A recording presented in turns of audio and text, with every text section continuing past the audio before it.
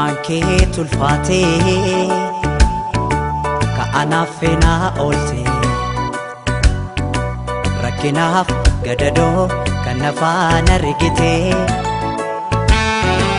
anoo humnaan qabu waa tokko sin godhoo du'ee baaduusillee aansinii hirraanfadhu anoo humnaan qabu waa tokko sin godhoo du'ee baaduusillee aansinii hirraanfadhu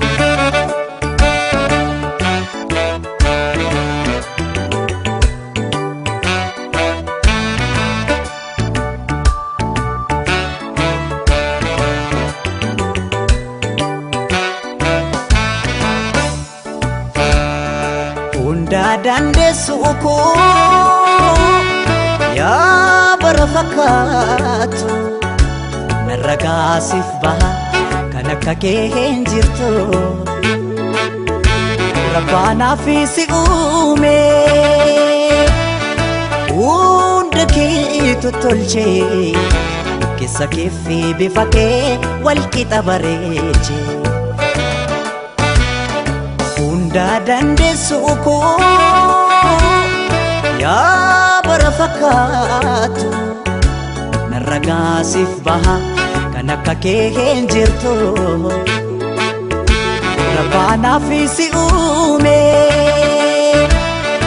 hunda kee tottolchee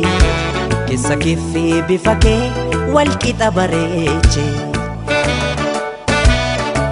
jireenyi koo marri jireenyi dacheerra si malee naan ta'u waa hundi waa mara anoo humnaan qabu waa tokko sin godhu du'ee baduusillee aansinii hirraanfadhu jireenyi koo marri jireenyi dacheerra si malee naan ta'u waa hundi waa mara anoo humnaan qabu waa tokko sin godhu du'ee baduusillee aansinii hirraanfadhu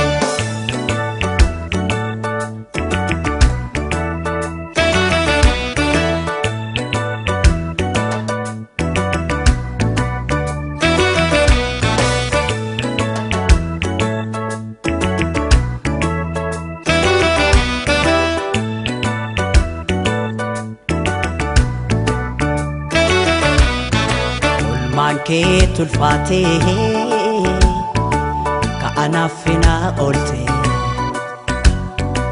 rakkinaaf gadadoo kan nafaan argitee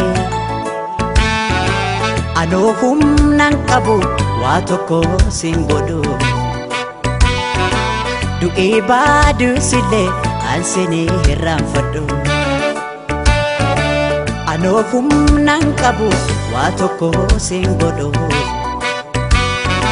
du'ee baaduusillee aansinii hirraanfadhu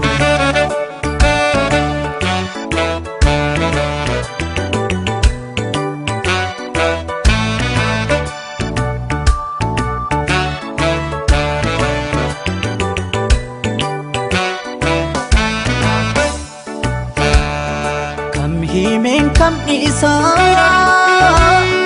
waan ati naaf taate rakkannaan rakkate gaddinaan gaddite obseetoo beektuutoo yaa goota jaalala naaf jiraadhu malee maalaan jedha sila kam himeen kam dhiisaa waan ati naaf taate rakkannaan rakkate gaddinaan gaddite obsee koo beektuu koo yaa goota jaalala naaf jiraadhu malee